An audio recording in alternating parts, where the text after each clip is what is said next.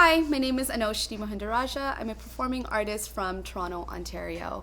I was born in Toronto, but my parents are actually from Sri Lanka, and that makes me Tamil.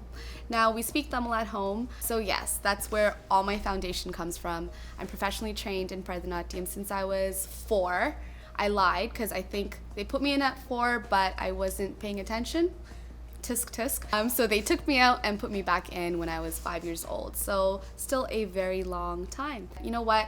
Growing up, I've always had such a love for dance, and I knew that it was way bigger than just Bharatanatyam. It is a very traditional art form, respectfully so, but if you were learning Bharatanatyam, you weren't really allowed to learn other styles. So that kind of put a restriction on what I wanted to do in terms of dance. But as I got older, I knew that I had to push those boundaries. I really stand strong for what I believe in, and that's just, if I set my mind to something, I want to do that and pursue that, not for anyone else, but for me. Being a South Asian female, you would probably assume that my parents might have not been so supportive with dance, because at least from what I know, a lot of women that I meet within the South Asian community have all struggled with the issue of not being able to be honest with their parents about dance, about wanting to pursue dance as a career, because guess what? We're constantly told, whether directly or indirectly, that dance is just a hobby. And for the longest time, that's actually what I believed in, because it's what I heard, it's what I saw. I never really saw it as a career choice. I never saw anyone that looked like me. But luckily, I see myself being very grateful and lucky because my parents actually have been very supportive with my career choices within dance and just art in general. For those of you watching this right now, and if you're sitting there and you're thinking or you're dreaming about that dream that you've always had but you feel like you just can't do it, or you feel like someone or something is holding you back, whether it's your parents, whether it's your community, whether it's you fearing so much about what other people are going to think about the choice that you're going to make, or whether it's just you holding yourself back, enough is enough. I would have never in a million years would have ever thought I'd be where I am right now when I was younger. Hell, not even younger, like literally like 2 years ago. Okay, I literally would have never thought that I'd be doing the things that I'm doing right now. It's just the thing that I did was never give up. I am a feminist. Why? Because I believe in equality. It's as simple as that. I know when we think of the word feminist, when we think about feminism, there's just such a heaviness around it, and there's so much negativity around it when it comes to that word as well. But to me, it's just simple as being equal, everyone being treated equal. And no matter what, I feel like for me growing up, I've just always been such an advocate for women, and maybe that's just because of the woman I grew up around and the woman that I saw fighting for the things that they believed in.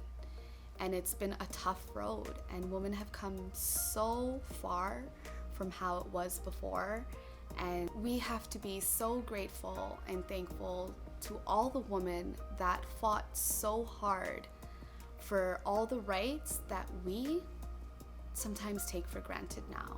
As a woman, I can't imagine someone telling me that I can't have something or I can't achieve something because I'm a woman. What does that mean? How?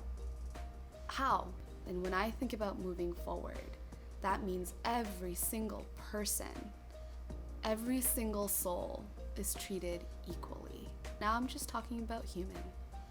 I'm just talking about the human race and how every single person needs to be treated equally, because we all come to this earth the same damn way. And it boggles my mind about why anyone should be treated any differently from each other. So I will always fight for what's right. I will always stand up to what's right. and stand my ground for what I believe in, and that's equality and love. I'm a huge believer of love. My women, yes, you, all the women out there. I know that the dance industry, the dance scene, the art scene, whatever field you're in, whether it's corporate or not, it can be toxic sometimes. You know, there might be people who tend to put you up against other women. Why? I don't know. But listen, there's room for all of us, okay? I know it can be competitive, and wherever those thoughts came from, whoever instilled that in your mind, just get it out.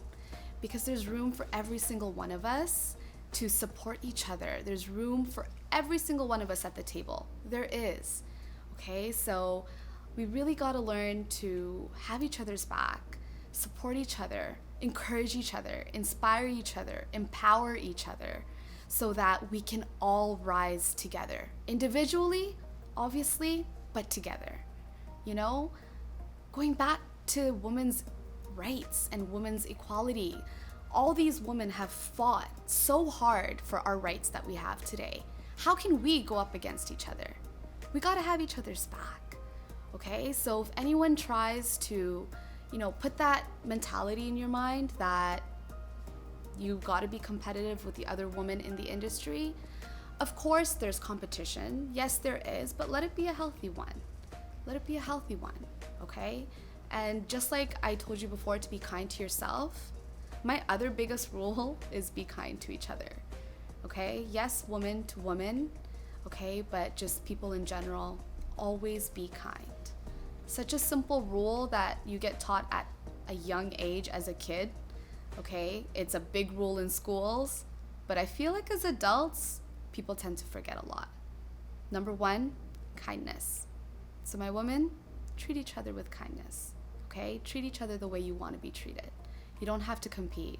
Again, there's room for all of us. So let's just kick ass, okay? Go for it and just kill it. Let's just do it. Stop waiting. You got this.